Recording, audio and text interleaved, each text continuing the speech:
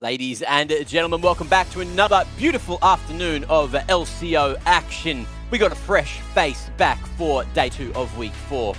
It's Maximise. Look at you looking all handsome over there, huh? He's looking good, isn't he? I had to bring out the glasses, boys. I had to do it. Oh, are we in the glasses bandwagon today? Hang on, I'm the odd one out. Yeah, we are. Not for long. Hold. Not for long. Hold. Pause. Beautiful. Oh. There he is. There he is. Before we jump into all the action today, what did you guys have for dinner? Well, I've not actually eaten dinner yet, but I'm about to have some kimbap, so that's going to be delicious. Kimbap. Okay, what about I'm the same. My sister's cooking up dinner at the moment. Oh. So, yeah. Beautiful. Well, I just had a HSP from the kebab shop, and it's Hey. time to have a quick look back at yesterday's replays, huh? Huh? Let's go. Good, picks that one up. Did he go for the fight? They certainly do. One man up from Darkness. In, out, and he gets the kill. Brand is dead. No ult, no damage, no chance to cook them alive. But Nectar, he's taken on the bot lane Grand Zero on his own, diving between 2 towers and leaving the rest of his team to take down Kise. Darkness fighting for his life, and he survives in the end. Home still available, and then Nectar takes the gamble. He fights into Benji. He's surrounded by 5 members. The Udyr will finally fall on down. As most people like Mitchell, it doesn't find the success we're hoping for, but there is the face of it. Slam them down and let them burn to the brand. There is 2 for him, 2 for Limus.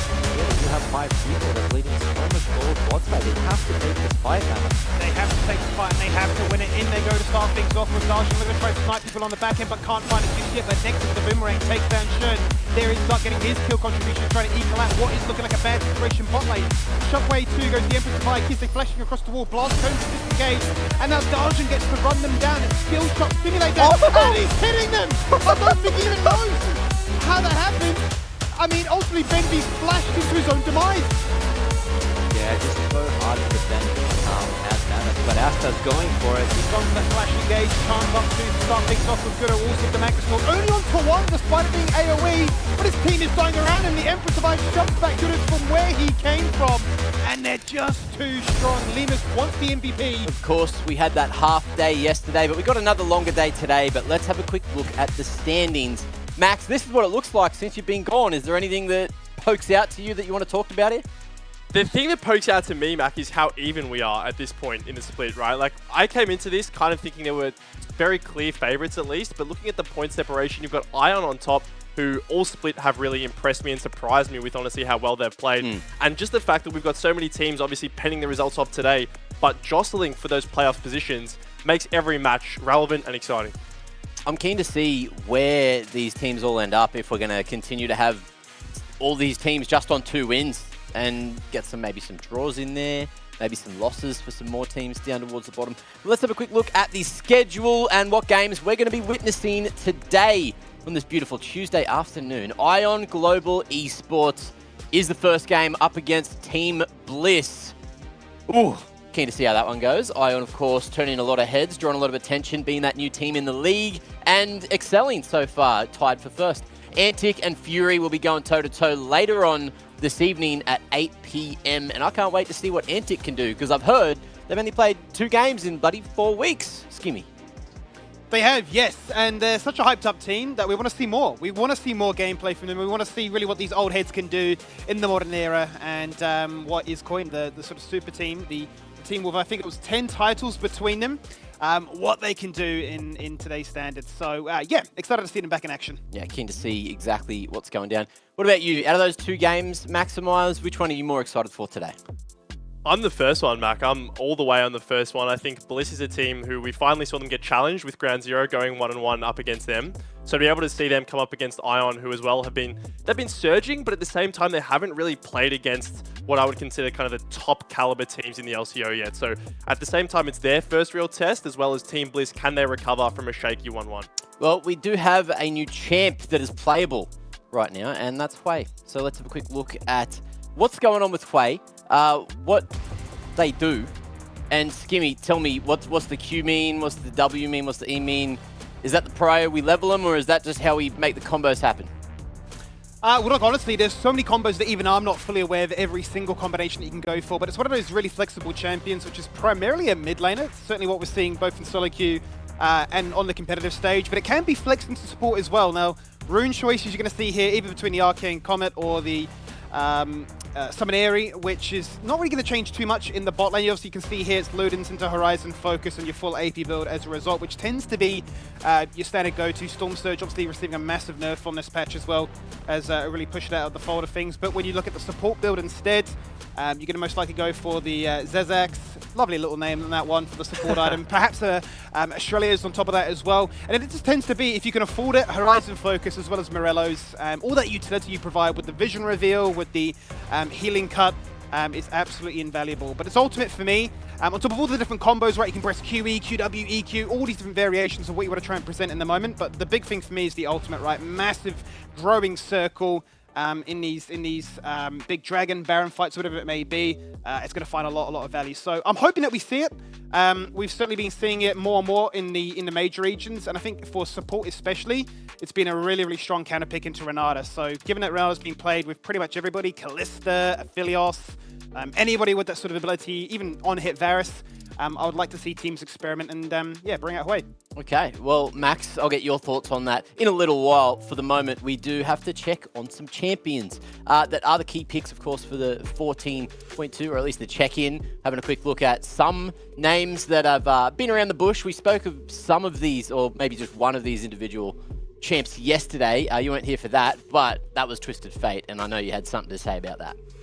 Yeah, look, I love these changes. These are all kind of champions who have been on the fringe of the meta, right? They've received some pretty major changes, especially on 14.2, but we kind of get to see them get capitalized on in terms of that priority. So TF becoming AD really is interesting to me, because what we've been seeing with, particularly Karma buffs and the development of majors in the bot lane is you do open up more room in the draft for an AD champion to come in, right? So obviously, I haven't seen how strong this is compared to something like the Corki or your traditional kind of AD mage in the mid lane. But to be able to have this option to go towards, especially since we have some pretty prolific TF players in the league, will be very interesting. What about you, Skimmy? You a fan of Briar? Yeah, well, I think Briar's one of those very interesting champions. Me and Max before were actually talking about sort of the theory behind why we've not seen it, why it's obviously received this massive change on 14.2, looking to try and make it less about the lethality and the crit and more of a bruiser. And I think what we sort of came to the conclusion on is it rings a little bit true and reminiscent of Belveth, right? It was all about building the Kraken Slayer, doing all this damage. Then you realize, hey, in a competitive game, you're far too squishy. It doesn't really work out the same way as you can Snowball and solo queue. So with them trying to make it a little bit more of a bruiser, it could be a little bit more appealing, right? You go from a Kraken to like an Iceborne Gauntlet instead, right? To try and get a little bit tankier. But I think when you're looking at the traditional build now, like an Eclipse into a Sundered Sky, you just scratch your head and you wonder, why not just play like Xin Zhao instead? It just seems like a better champion overall, far more utility, far less volatility. But I think there's definitely a niche that can be filled if a player's got this one ready to bust out. Maybe not for the regular split, but certainly if this champion continues to receive buffs or a meta in which you can operate, then definitely by playoffs it could be that sort of trap card to unveil. Yeah, it's one of those champs where maybe some players also need a bit more time to figure out where it sits in the competitive meta as well. It's relatively fresh for competitive, and if teams aren't pracking with it, they're not going to be pulling it out on stage. But of course, we don't know everything about prac, do we? But something you do know about, Max, is Fiora. That's what you used to play when you were a bloody cool player guy, and now you're just a talent guy, like the rest of us. Ages ago, in the old days, yeah. So Fiora's interesting. Skimmy, I think, brought up the stat earlier that it's like the #1 ranked solo queue champion in terms of win rate at the moment. Okay. And to me, the reason why we would see Fiora at all is purely because of what else is being played in the top lane, right? So you look at things like Cassante, you look at things like Udyr. Fiora is fantastic. She wants to fight up against these max HP tanks, use those vitals and just take over the game in the late game. Now, the thing that you do sacrifice because of that is a lot of the early game potential, and we haven't really seen teams go towards this purely because you don't want to give up those grubs, you don't want to be giving up these early heralds where Fiora is weaker. Right, so if a team comes in and picks the Fiora, you do have to be very willing to at least sacrifice somewhat in the early game against some of these champions that are a bit stronger, but then you get to the late game and no one's stopping you. Well, we'll see if we get a sneaky Fiora in there today. But of course, we got from the fans this week, Max. It's been all about how everyone got into League of Legends, and we've had plenty of submissions, but I want to hear about you first. Mine's actually, so way back when I was in grade 6, which was 2014, which is 10 years ago, which kind of sounds crazy to say. I've been playing this game for 10 years. So old, bro.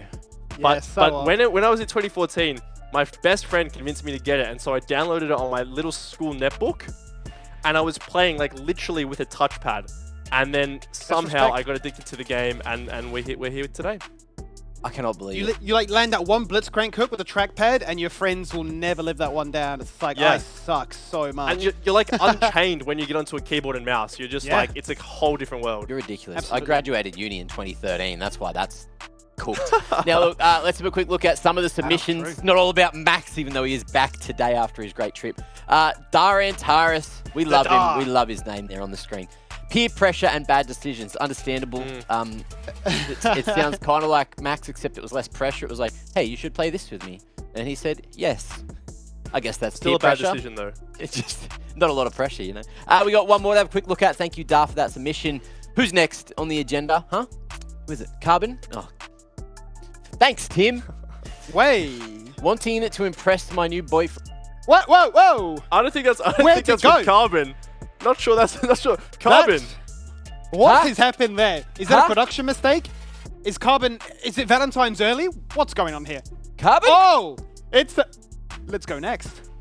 Let's go next. I didn't actually read it, and it got taken away before I got to see it. Noah, thank you very much. An online friend from Brazil I met in another game. Started playing when I moved to Australia. I still remember playing with my first group of league friends when I barely spoke English. They gifted me my first skin ever. Aw. That's so kind. Wow. That's wholesome. That's nice. That's so kind. Kindness from the friends. And they're big league fans in Brazil. They go crazy, especially with the competitive aspect of the game. So I can imagine it would have been quite a fun experience. Brazil are Brazil fans. Yeah, if Brazil plays anything, Brazil are fans of them playing that thing. Sports, esports, any other kind of thing. And look, before we jump into today's games, we got to go to another break. So thanks for joining us, and we'll see you in a minute for game number 1.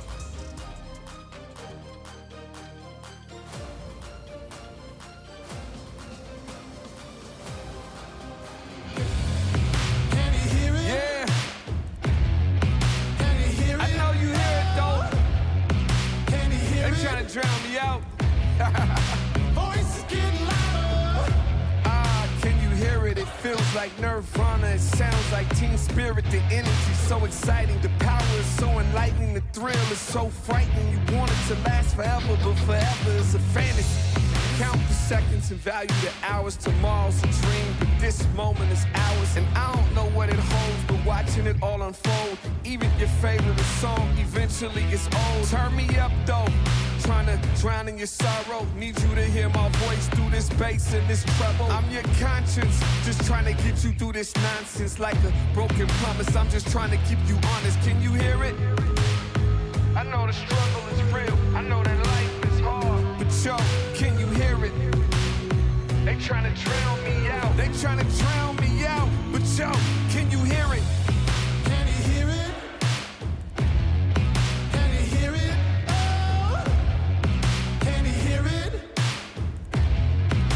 Voice is getting loud. Ain't enough liquor in your vein to take away the pain. Standing in that sunshine, yet it feels like it's rain. Try to talk to someone, but it all feels in vain. Like 4 quarters, young homie, you gon' need change. Yep, you gon' need some love. Yep, you gon' need some help. Yep, PTSD, struggling with your mental health. Can you hear the voices call? They trying to make you fall. The lack of trust makes you an enemy of all. But that voice keeps telling you bust back.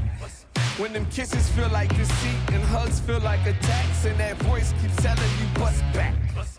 A mouth full of lies, they keep skewing the facts. Can you hear it?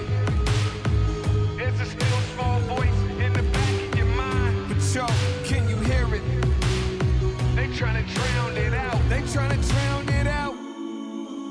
Knock it down. Can you hear it? It feels like Nirvana. It sounds like Team Spirit. The energy's so exciting. The power is so enlightening. The thrill is so frightening. You want it to last forever, but forever is a fantasy.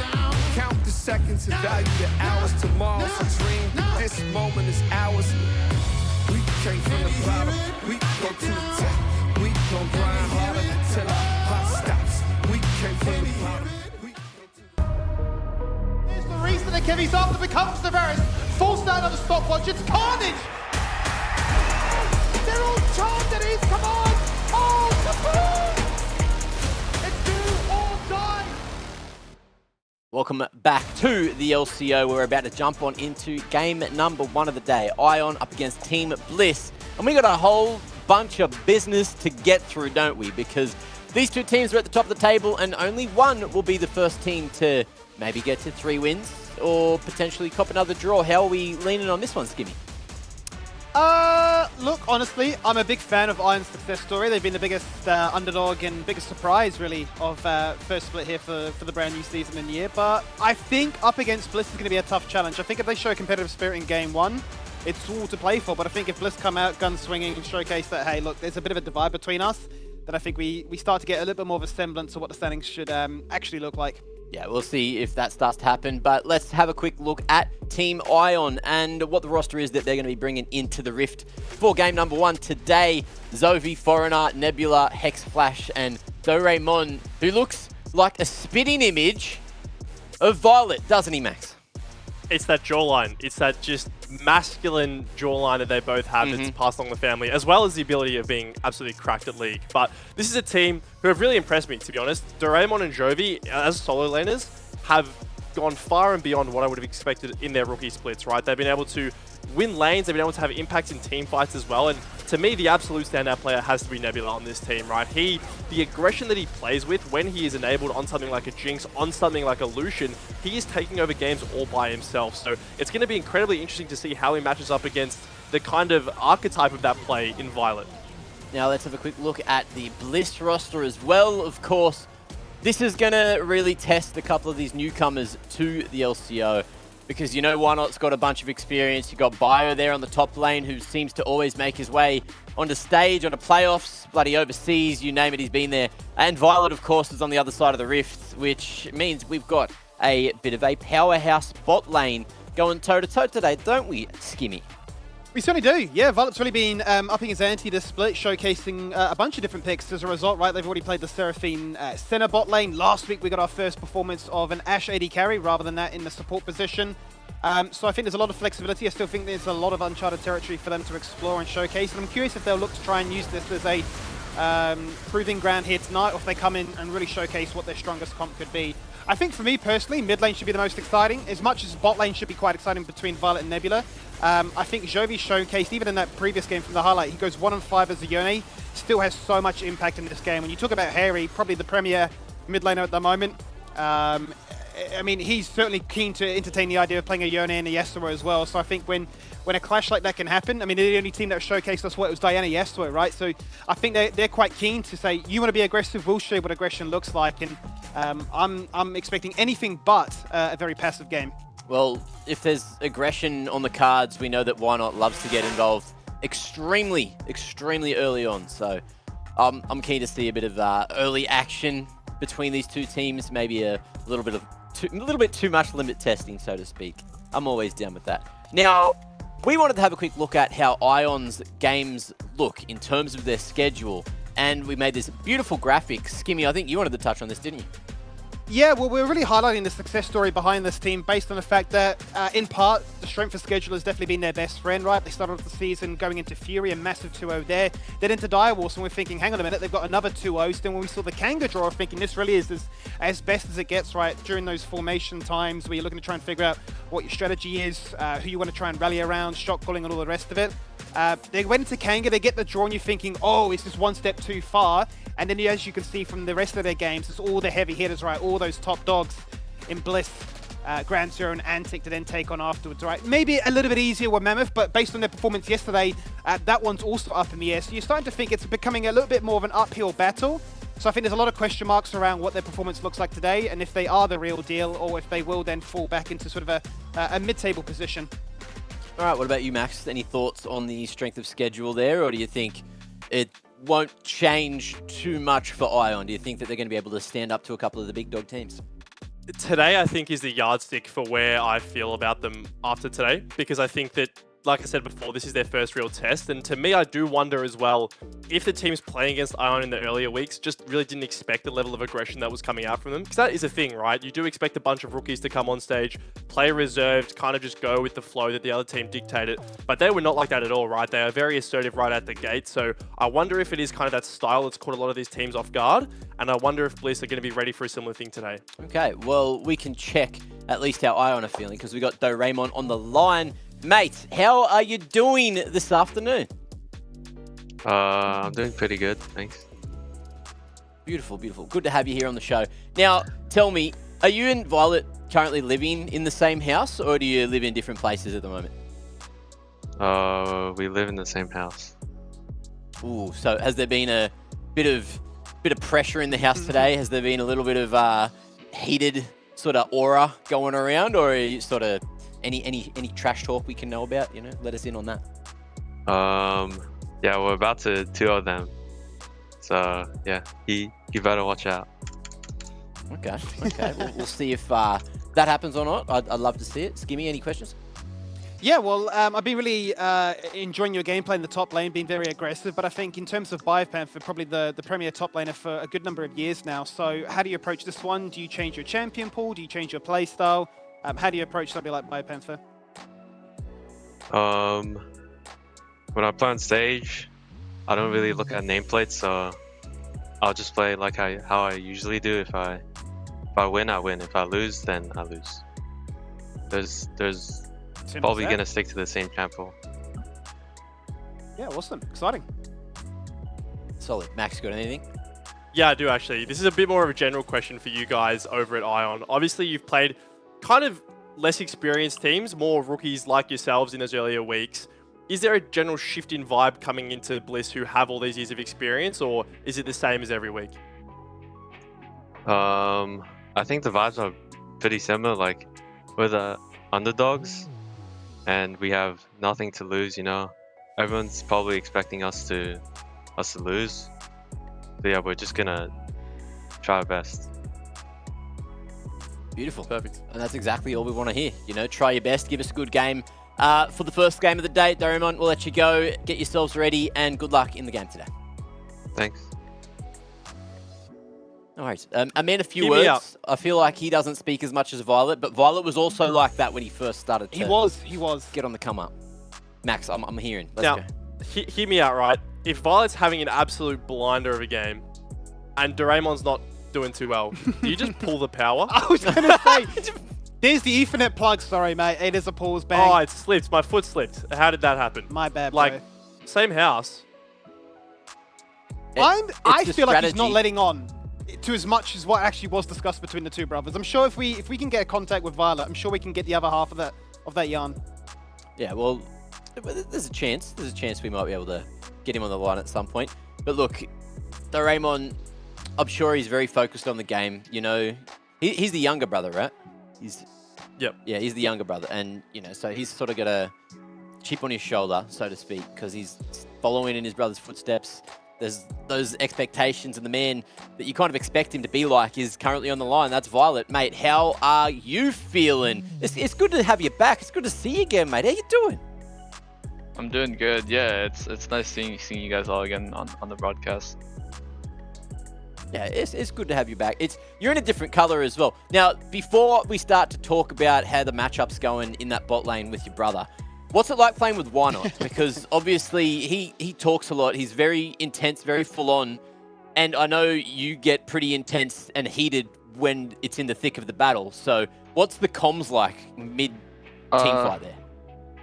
Honestly, it's not like super hectic most of the time. Like I wouldn't say like I calm too much in team fights.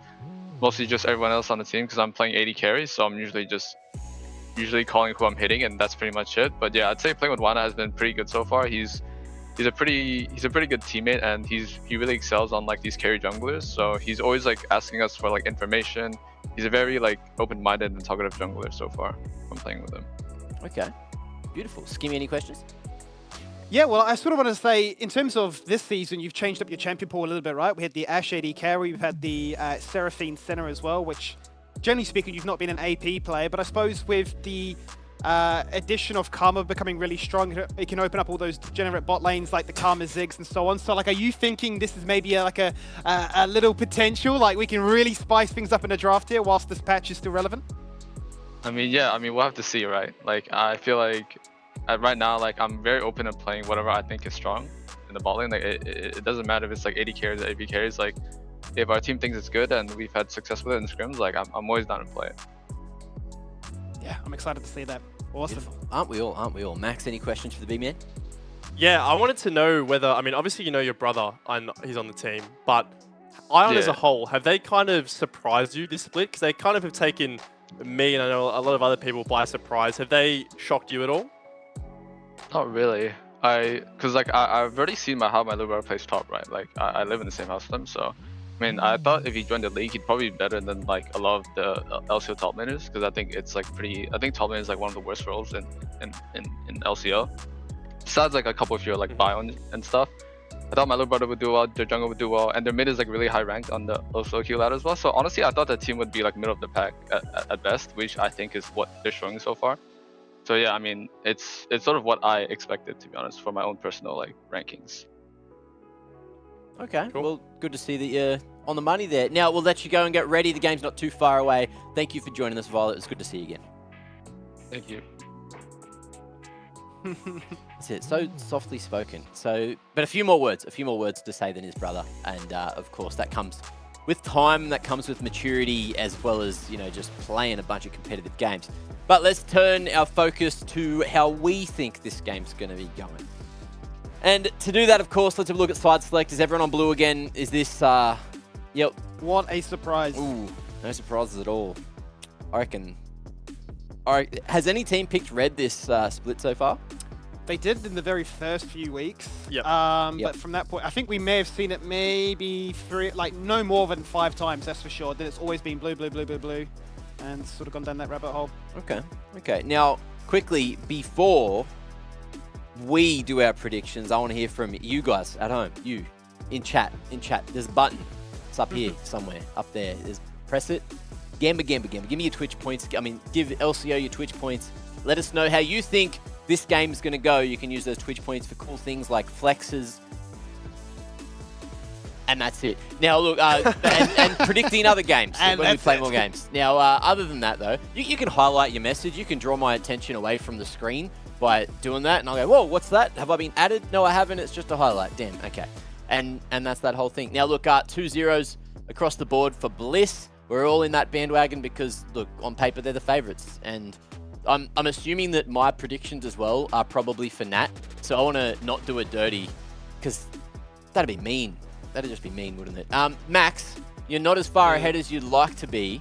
I had a little cry about that earlier. Yeah, boo-hoo. Tell me why. What's wrong? Well, Mac, I've done 2 of my predictions so far. So that's why. Okay. Let's make it clear. This isn't me predicting this whole time. I've been grouped in with the guests. They did a pretty good job, actually. It wasn't a terrible job. We're still in the lead besides Switch Chat. But yeah, look, to me, the reason I went Bliss 2-0 is just because I think that they neutralize all of Ion's strength so well. I think laning, especially in solo lanes, is a really big aspect for Ion. But then you're playing against Biopanther and Hayri, right? You're not winning lane in those matchups. You're going neutral at best, right? And then coming towards the bot lane, again, is Nebula really going to be able to play that aggressive against Violet, who is the premier AD carry of our region? So to me, I think they just get stonewalled a bit too hard, and it's going to be too hard to overcome. Yeah, and there's just a lot of experience in every single one of those lanes. So what do? Maybe there's a chance that they can cause some early game upset and hold the lead. But again, what we were talking about yesterday is all of these players that have that upper level of experience are still able to play on the back foot from the early game. They're finding little victories everywhere, even when they're losing somewhere else on the Rift, and it's just one of those things. Now, do you think we're going to get anything spicy, anything crazy for the draft today out of these 2 teams? Do you think maybe I hope so. There's some BM picks coming through, some more fun picks for some of these Bliss individuals, or do you think they're going to be trying to 100% this game? I honestly would not be surprised if we had a massive target on the bot lane, in particular the AD carries. I wouldn't be surprised if we had like 5 AD carry bans, and then potentially, much like our 14-2 check-in, we'd look at champions like Misfortune and others that could like look to try and sneak in. Yep. Obviously right now, Kalista, Varus, Philios are still like the premier go-tos, and there's not going to be any surprise if those ones get locked in, but there's definitely the chance for like an Ezreal or Karma to come out, obviously incredibly strong on 14-2. We've seen Bards roam around a fair bit as well, where bot lane's been left to its own device so they can assist the other lanes. So I think there's definitely a lot of potential, but I'm going to probably put my bet that, yeah, bot lane's going to get the majority of the bans. Okay, what about you, Max? You in the same vein, or do you think it's going to be something a little different? I think this game especially, I think solo lanes, man, I think Bio's happy to play whatever, right? He's shown that. I would love to see a Karma top, just for old time's sake. I think that's looked really broken.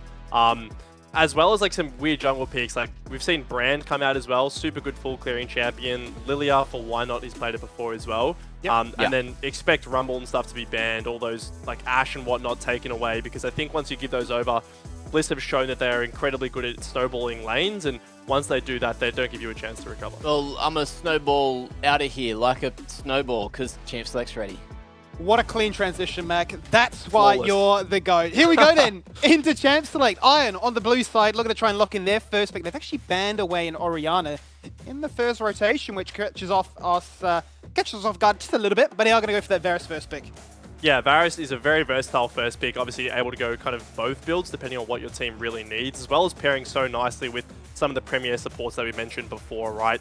With the poke that you're able to dish out in that lane, you can certainly make it a horrible experience for the enemy bot lane, but Team Bliss, they came in prepared and they slammed the Zyrakan. We certainly do. Not going to waste any time with that one, making sure that they got themselves a very stable bot lane to be aggressive, but also have that roaming potential that were highlighted just moments prior. Now, the question is, with the rail locked in, will it be a flex or would it be a guarantee? Because we certainly have seen it be played in the jungle, but Hexflash wouldn't be too amiss to picking that one up as well as they lock in the Azir in their first three. Yeah, Azir as a champion we've seen be very prolific today, especially in LEC on 14.2. Just a very consistent mid laner, right? You know what you're getting when you pick Azir. He's able to have a very stable laning phase as well as transition into the late game incredibly well and have some of the flashiest plays you've ever seen with some streamer shuffles. And Skimmy, it's a new patch, but some things just don't change. It's going to be the Corky Azir, the classic 30-minute snooze fest in the mid lane. Well, this is really, I want to say disappointing, because you know these players are both incredibly volatile and they can go for those aggressive melee-centric champions, but they say, you know what, we're not going to be the focus of this matchup. We're going to put all that focus and attention elsewhere in the game. So, as you say quite rightly, it is going to be a major snooze fest in the mid lane. But I tell you what, I'm actually really grateful to finally see this. It is an Udyr ban. Yeah, Udyr finally taken away. Just so annoying and just ridiculously hard to actually crack and to punish this champion. It's so good early game. It scales incredibly well. You're a great tank because of how cheap the tank items are as well. You're able to hit those spikes nice and early and just gives too much reliability to the enemy team, right? It's incredibly hard, especially if you are going something like the Lethality Varus, to actually even make a dent in this Udyr's HP bar. And that will be answered on the other side by the Rumble ban. Rumble receiving a slight nerf to his ability to deal with tanks, but still a very, very strong champion in general. So being able to take that away, deny especially the equalizer coming out onto something like an immobile carry like the Xayah, invaluable. Certainly is invaluable, much as that Renata ban, right? You talk about the Lethality Varus, and the Renata looks to try and prevent them going for the on-hit Varus in that same conversation. Xin also taken away, so Iron really looking to try and remove some of those premier ganking junglers, but the Poppy has come into play. Now, it still can certainly be flexed between top lane or in the jungle, but a Nocturne, this is what you love to see. So much aggression, and I think this is that ease of execution once again. Yeah, Nocturne, fantastic champion. Gives your team the easiest go button in the world, right? When you pop that Paranoia and jump in. Imagine having an Azir coming from the flank, supplemented by a Rel. You are just going to be coming from all angles to hit this Xayah. And yes, Xayah will have that Featherstorm to be able to avoid some of the initial engage, but when you pile so much on top of it, it is very hard to overcome. So a very aggressive comp. Ion definitely wanting to dictate the pace of this game. They certainly do, and the Cassante rounds it out quite nicely. A very strong, stable, blind pick for that top lane. Obviously, it offers so much, and it does keep us guessing as to what is Bliss's response. Will it be pop in the top lane, or will they go for something a little bit spicier, perhaps in the jungle? It is all up for both Why Not and Bio to try and decide. They're going to look to try and go for, going to be Fiora for a second, but ultimately it is going to be the Aatrox. I wanted it so badly, Skimmy. I thought it was going to get locked in there, but then it's Biopanther. You know, he's the man who will sacrifice for the team, and Aatrox, not sacrificing as much. It's definitely a bit less of a selfish champion than the Fiora. Obviously can come to fights earlier, but Bliss have drafted themselves a quintessential 5v5 team comp, right? They want to be grouped up. They want the Poppy to sit on top of the carries to negate that engage. They want the Aatrox to be coming from a flank and diving onto this immobile Varus. Meanwhile, Ion, they have to get forward. They have to get these carries. What they certainly do, and it says to me, right, that you're looking to try and be fairly aggressive in the spot lane. Both the Rel and Rakan playing mind games of controlling the bush, controlling the wave state, and looking to try and, get their jungler involved to set fights up. But I would not be too surprised if we had a bit of a snooze fest until level 6 came online, especially for Ion.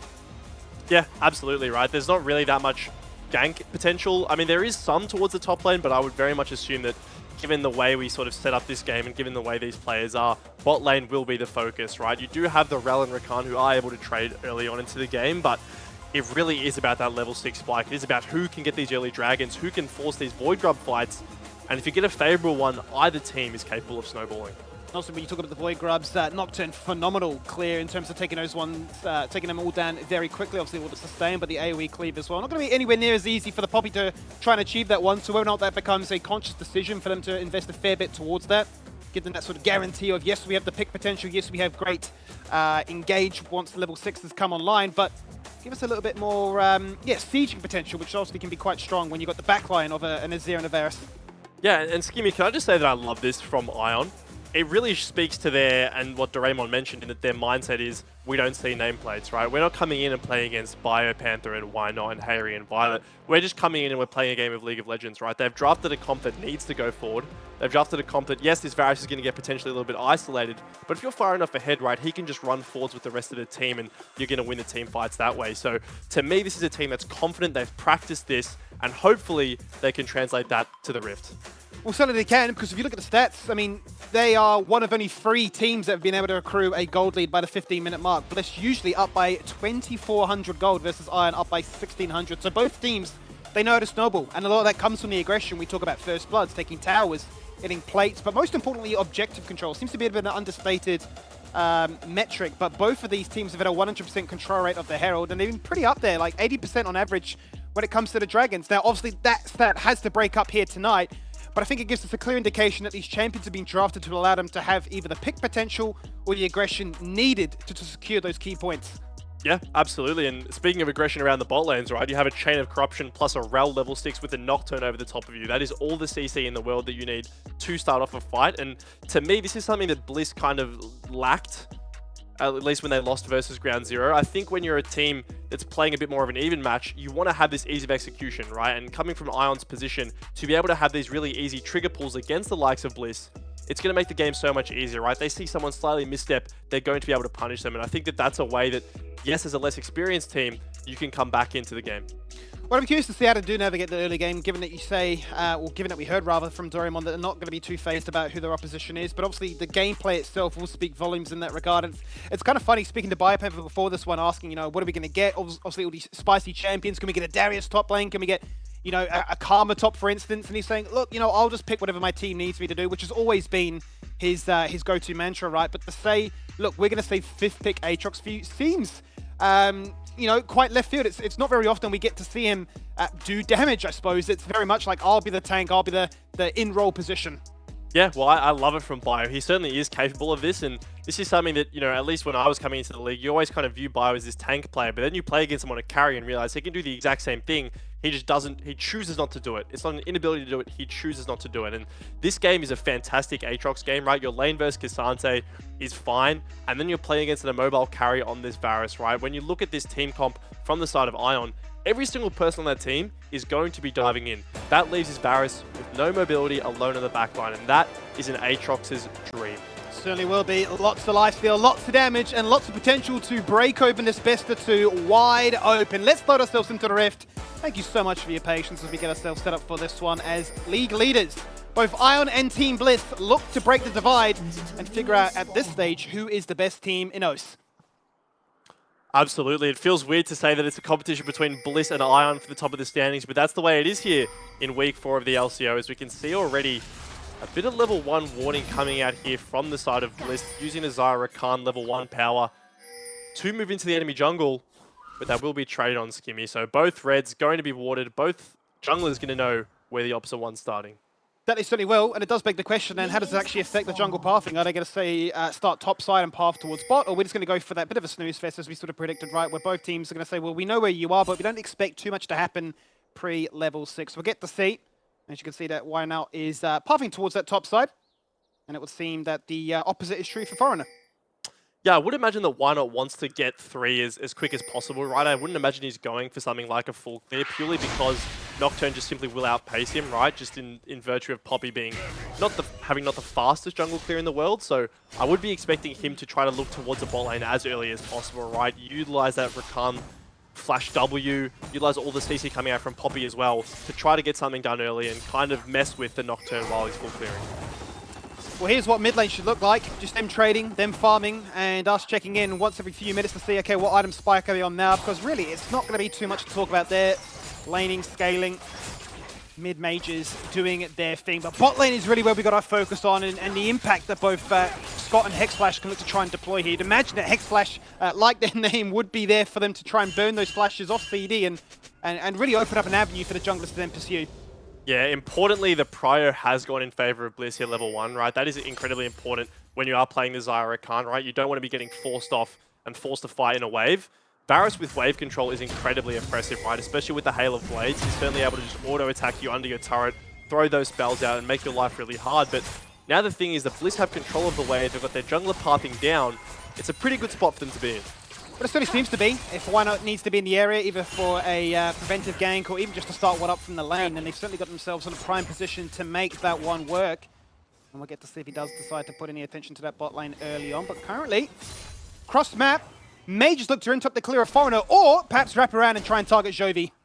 He could look mid here, Skimmy. Jovi does have flash, though. He's going to wrap around. He's getting aggressive. He certainly is getting aggressive, and Harry's been baiting this one quite nicely. Here comes the steadfast presence. Flash! And it's denied! Harry ever so close, but he's baited that one out beautifully, and it's first blood to Bliss. Oh, Skimmy was a perfect bait from Harry. He knew the limit absolutely perfectly there, forcing Jovi to flash forwards, thinking he was able to kill him. And then suddenly, there's that level 3 poppy play I was talking about earlier, right? He's able to make use of this. Yes, he's down 2 camps, but it doesn't matter because you've got first blood.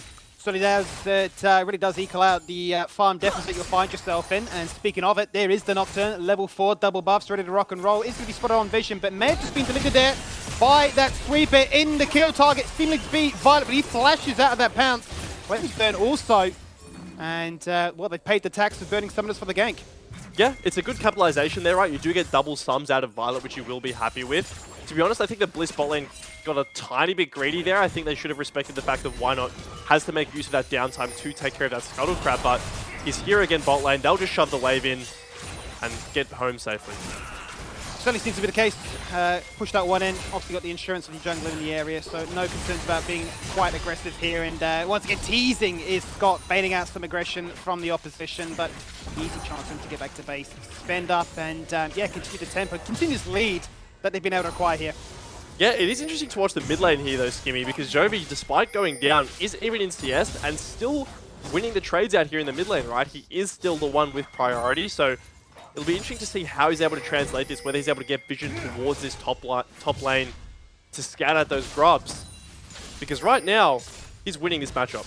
He certainly is. He's been a very aggressive player and one that we've really been excited to watch as both supports actually rotate and roam into the mid lane. Grubs are only a few seconds away, so team both looking to try and put a bit of focus towards this one. Also, we talked about how strong it could be for Iron, but definitely the same rings true here for Bliss. Scott getting a little bit feisty here, just getting the gold back. With neither flash on either of these mid laners, they're actually quite vulnerable, right? The Azir, before he gets that Emperor's Divide, and if you get on top of him, he will just go down because you have the Poppy W to cancel any shuffle that could come through. But Skimmy, we hyped up a grub fight. There's 4 members of either team in this area. Like a bit of a standoff at the moment.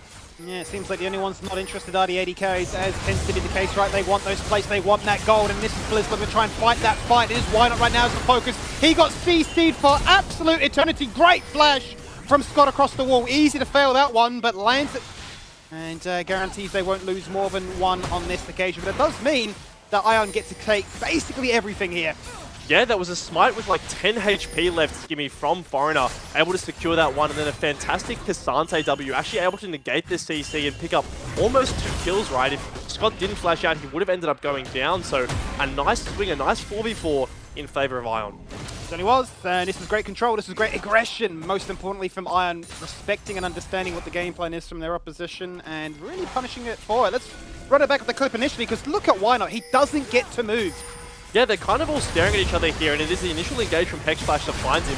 But look at that Cassante W, right? Negates the grand entrance from Rakan, as well as knocking both the Poppy and the support back. So able to force them off. Scott's got a blinking health bar. Just to out mechanics. Certainly was. And the impact of these top laners right now, they're looking to try and get themselves involved, but unable to find any real moment to strike just yet. But level 6 has come online. Junglers won't be too far behind, and that's where we can really look to up the ante, get a little bit more aggressive, find ourselves a little bit more power to go around, because, well, the Dragon is up now as well, and Why Not is straight away there with the control wood. Yeah, I wonder whether he will be able to get this, right? We see Foreigner sitting pretty comfortable at that level 5 spot, a couple camps away from hitting that level 6 mark. Actually gets it off the mid-wave there, Skimmy. That's cheeky. Jovi's going. Oh, he's gone in with the Emperor's Divide. So close to Harry getting his flash back up, but wasn't able to burn it, wasn't able to get a kill. That's crucial, Skimmy, because it's such a big window for the side of Ion, right? You have that Emperor's Divide onto what is a flashless Corki. He just got it back up now. If you hit that, you Nocturne ult in, you kill him, you get to secure the Dragon, but suddenly Bliss, just because Jovi managed to miss that, they managed to negate this massive window. Yeah, completely had to sacrifice as a result of that one, but it shows you just how close this game is and how much of a divide is between expectations and sort of the reality. And it continues to impress me, the story behind this team. If they can really give Bliss a run for their money, then really where is that limit? You heard from Violet rather before, thinking that they reckon they should plant themselves somewhere in the middle of the table, but look, they are certainly, as far as early games go, doing what they've done best. And Skimmy, they're definitely not at the middle of the pack right now. I mean, looking at the leaderboard before, they're literally on top of the leaderboard. So certainly not a team to be dismissed. The thing I do want to question now is where this first Paranoia comes out, right? Because you look across the board here, the only target on Bliss without flash is the Rakan or the Aatrox, neither of which you really want to gank. You could potentially head towards this top lane, right? Because Sante does have pretty good gank setup. But even then, you're not really getting the gold onto the carries like you'd want to. So it'd be interesting to see whether they can combo this Paranoia with something like a Rel Engage 1-6 to be able to kill the Xayah, but that's going to be killing a Xayah through Flash, Cleanse, and Featherstorm. Yes, so much up and available to try and negate all that, right? So you really want to try and burn that from a prior gank, or at least some kind of pressure that makes sure that that first Paranoia does find success. It's absolutely crucial that the first ultimate of this Nocturne lands, and lands successfully. Otherwise, you certainly can fizzle into obscurity. Really good warding here from Bliss though too to kind of avoid that, right? You can see the deep ward placed by Scott on the enemy Raptor camp. That's going to spot him. That's going to give you enough time to get back. Even in the range of a Paranoia, you'll be able to escape. So Team Bliss certainly aware of the threat on towards their bot lane, but they can see their match by bringing one on down 2 as well. So like you said, Skimmy, you do kind of fade into obscurity if this Nocturne doesn't get on the board early enough. But Bliss is doing a very good job at making sure that doesn't happen. Yeah, a lot of that comes down to the sort of the individual leads, right? You look at the mid lane and the bot lane now, both Harry and Violet starting to get a sizable advantage in that CS department and farm into that late game condition. And that's exactly what you want, right? You know that this Nocturne's going to be farming up an absolute storm, and there's nothing that the Poppy can do rather than really answer back with a gank of success elsewhere on the map. Right now, he's just going for the clear, looking for those opportunities. But I think once again, it's all about the summoners, and right now, every flash is there. Yeah, every single flash is there, right? You can see Rel moving up now. We'll get spotted out on this ward, though. So that Raptor ward proving pretty valuable for the side of Bliss, as we see what could be another 4v4. But Skimmy, Jovi's low. He does have the TP, so if Ion wants to fight this, I'd imagine he gets towards base and looks to TP in, but that's going to be a bit of a delay. The first grub's already going down. Yeah, I mean, it's been such a stalemate, hasn't it? Really are just waiting for those major fights to break around these objectives. And to credit of Ion, they've snuck in, got 5 grubs and said, we don't need any more. 6 would be a luxury, but 5 is the dream. We've got the Void Mites, we've now got the sieging potential, we've now got an extra win condition. Yeah, it's actually a bit cheeky there from Ion, right? Making use of the macro window where Bliss are kind of thinking that, okay, Ion are going to base their mid laner, they're going to wait for his TP to come through before they start the grubs, but meanwhile, they're actually hitting them with the Nocturne, right? That Smite coming through to secure it as well. So, like you said, Skimmy, that's 5. This is going to be 6, actually, into the hands of Ion. So, you know, whilst this Nocturne's not getting kills on the board, he certainly is getting objectives. Well, he certainly is. So he's fighted themselves a second layer of possibility of how they can look to try and open up this game, right? We can then continue at this pace of farming, waiting for the moment to then strike. And it may just end up boiling into one of those situations where we do the classic Herald for Drake trade, and you say, well, this always actually works for us. Whilst we're dancing over that objective, we've just taken a tower, perhaps a tower and a half. Yeah, speaking of taking towers, Nebula's having a pretty rough go of it at the moment. Already down 20 CS and 2 plates. Going to be forced off a little bit of this wave as well as why not?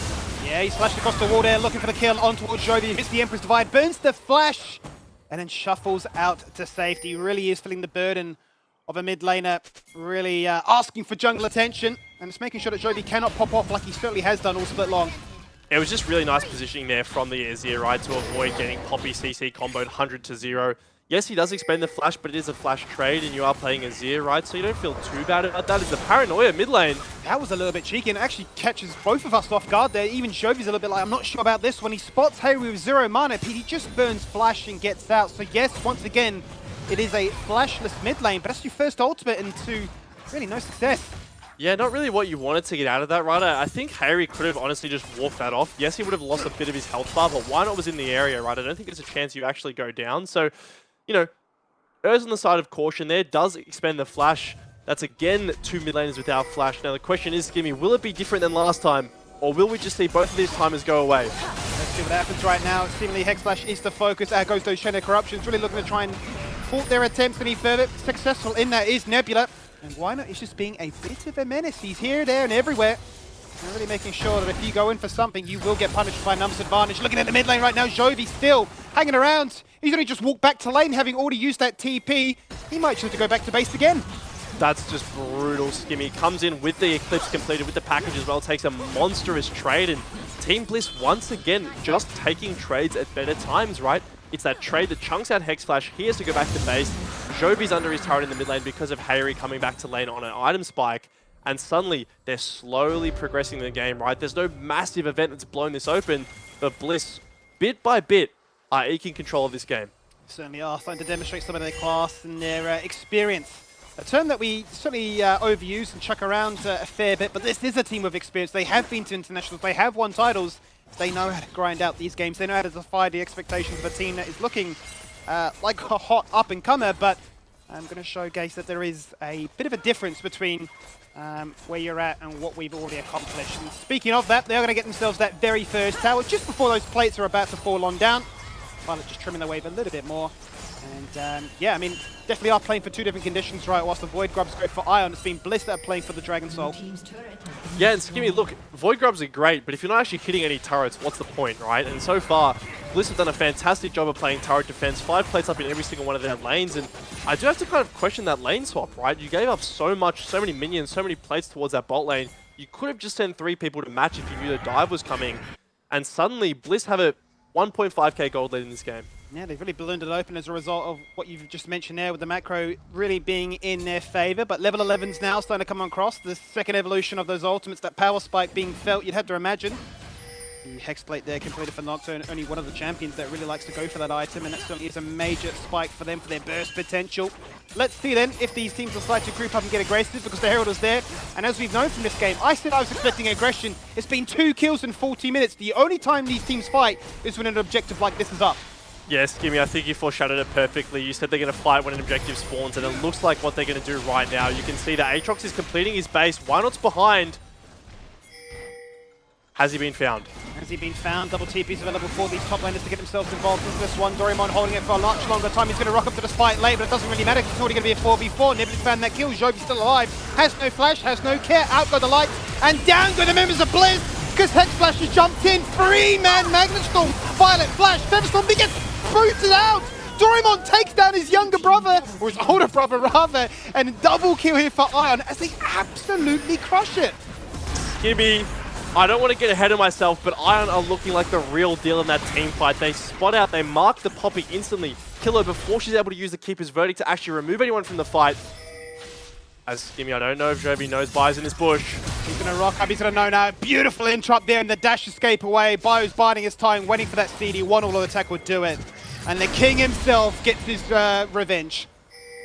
Bio, the last remaining member of Bliss after that fight, but as we take a look at it again, right, it looks a bit dicey for Ion at the start. You can see Wynot has his flank position, but again, he's not actually able to see Jovi, right? There's nothing to actually lock him down, and then suddenly, the jungler's dead.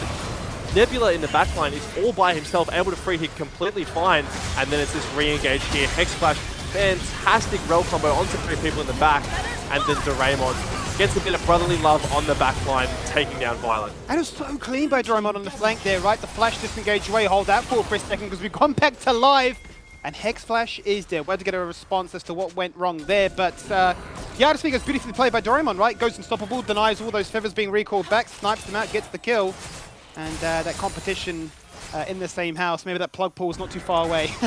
Yeah, absolutely, and Skimmy, the thing is, right, is we talked to you earlier in the game about the need to find multiple engage angles onto this Xayah, right? Because the kill that she has from this Rakan, from this Poppy, another way to get around that is just to kill the Poppy, right? If you don't have this champion who's able to stand on top of your carries to cast that Keeper's Verdict, you're not able to actually defend. So, as we see, oh, Hexflash, he gets spotted. He tries to make it out, but Oh, that's tragic. It's just a ward from either end, and it goes, yeah, fair enough. I thought I was getting the jump on you, but you've actually got me.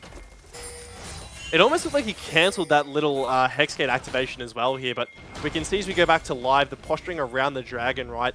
I'm acknowledging that this would be the third Dragon for Team Bliss if it does go over to them.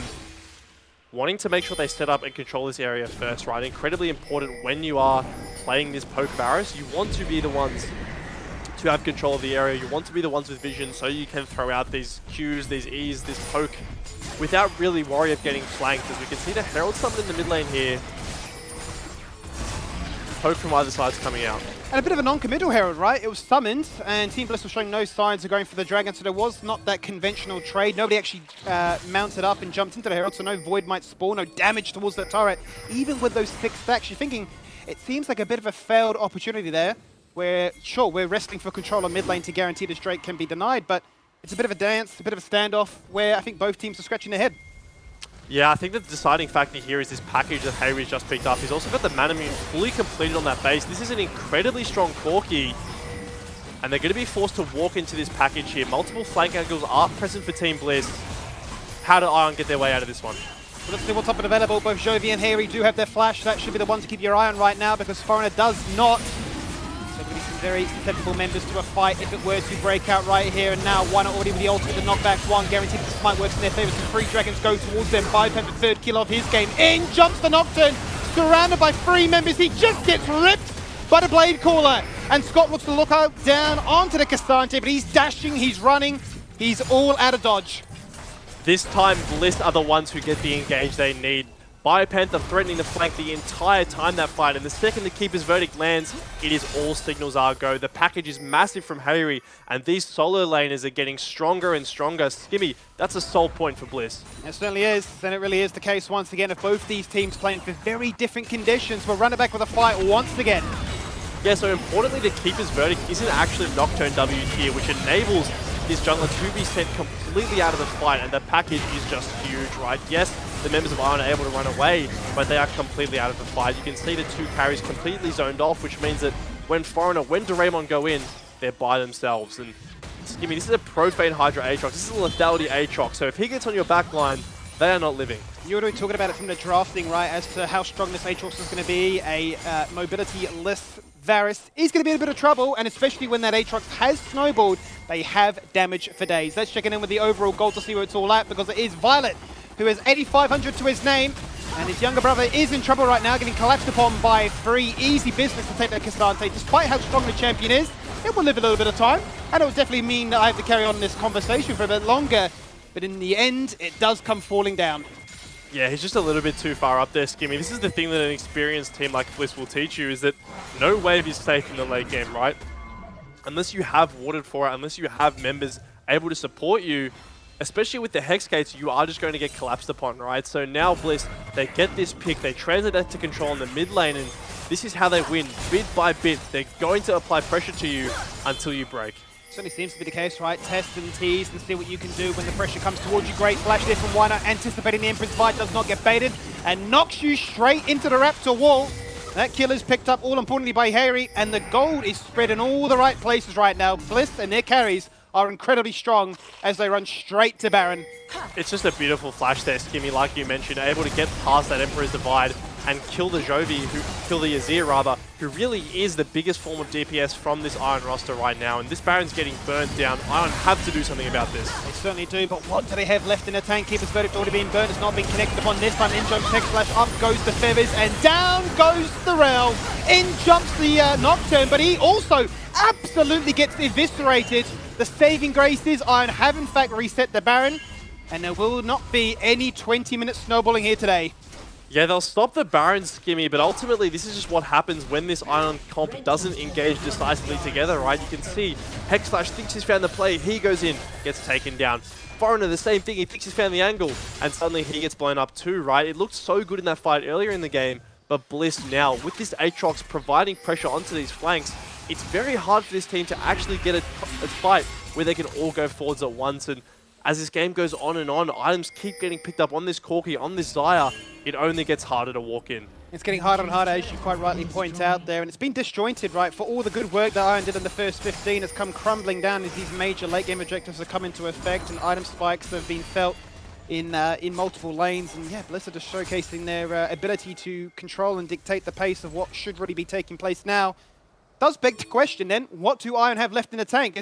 As much as it sounds like I'm already writing them off, it's been a case where really Jovi's never been able to be aggressive. He's always been receiving ganks, always been able to zone them back, and watches this team have to try and scramble to defend the Baron. Yeah, we can see this Baron defense here, and once again, you know, they are probably disjointed in comms. Everyone's kind of frantic. You can see the initial engage is answered very well by Violet with the Featherstorm, and then suddenly that's a Nocturne ultimate. You do not want to take the second you cast that, right? Into the middle of 4 members, just take him down instantly. So you can see what happens when they're not cohesive, right? But they do have the model for how to win team fights. And yes, they are pretty far behind. But if you get a nice Paranoia, coupled with an Emperor's Divide and a Shurima Shuffle, with the Rel over the top of it, you can still win these fights, right? The question is, can you clear the vision necessary to do that? Can you control the waves necessary to do that? And that's the hard part at the moment. It certainly is the hard part. You can see how much vision right now is on the map with zombie wards galore being littered all over this entrance into the Dragon River. And Iron certainly doing their best to make sure that it gets cleared out in their favor instead. And that combo you discussed, that wombo, really is that sort of bread and butter with those 3 champions come together with the lights out. But it's been so incredibly difficult for that to land. I think a lot of that has been in credit to the ability for them to be aggressive with why not, but also the package timing around what has been we AFK until an objective is up and available. And Skimmy, he's just completed Malignance as well, right? Every single time there's a Dragon, Hayri comes in with package, with a completed item, and Ion are trying to burst this down quickly, but they don't have a DPS to one-shot this. So will they go with the Hex Gates? They're going to try and see what they can find from this one. This will be Team Bliss looking to pick up the Hex Tech Soul. It's been absolutely massive for them. They spend away the Azir this time. No need to worry about any kind of spike test this time, but it gets stolen by Fauna, jumping in with the ultimate to guarantee that this will not be a stall point today. Hex Slash do whatever he can, but Scott survives. In jumps Hay with the package. It does no damage to anybody, but it gives him the mobility as Biopanther is absolutely running a storm with the World Ender. He's getting it done. There's a triple, looking for the quad. The spell should stop one, but it won't stop everything as they clean sweep for the ace. The discipline pays off here from the side of Bliss. The patience they have in that fight to wait for the perfect moment to use that package to go forward as this Aatrox. And he's been the unsung hero in my opinion. Biopanther has been taking over this game, forcing Ion to come in. Yes, they steal the Dragon, but let's take a look at this again, right? You can see Harry in the top side doesn't rush to use this package, right? He knows Ion have to come into them. They have to try to secure the Dragon. And the second that happens, you can see Biopanther popping the ultimate, going forward with this Corki, and they are unstoppable. He's having an absolute field day. Everybody coming into the dive, and he's saying, well, this is easy for me. Q1, 2, 3, and you're all just dead. Look at the damage. I mean, I feel like I'm just watching Oseus. It's just ridiculous. The lethality build is so incredibly strong. Once you get a couple items, you are able to just absolutely ruin the lives of these enemy AD carries, and that's exactly what he's doing, right? Not only that, Skimmy, but Varus lost Flash, right? You're now playing a flashless and mobile carry into what is a very fed Corki, a very fed Aatrox. We can see already Hayri doing serious damage to Doraemon. He certainly is. Doraemon is just going to die. There's not really much more he can do about that. No Ghost, no Flash, no ability to disengage, despite how tanky you are.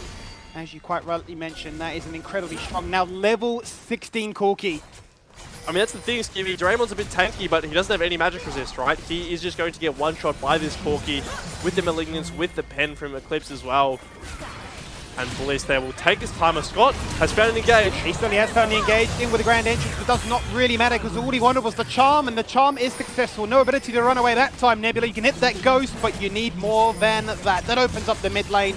And with the Baron still, what, just under 2 minutes left, they can put some real damage into the space.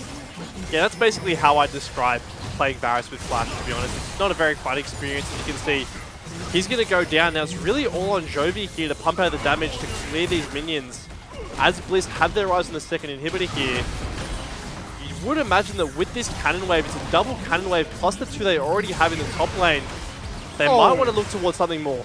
Honestly, you get another pick at this stage. He's just looking to try and end the game, but Hexmatch wants to try and prevent it. In with the Magnus Storm once again, jumping in to try and find that fight. There is no paranoia, there is no combo, and there is no chance of defending. 2 members fall down, both top and bot.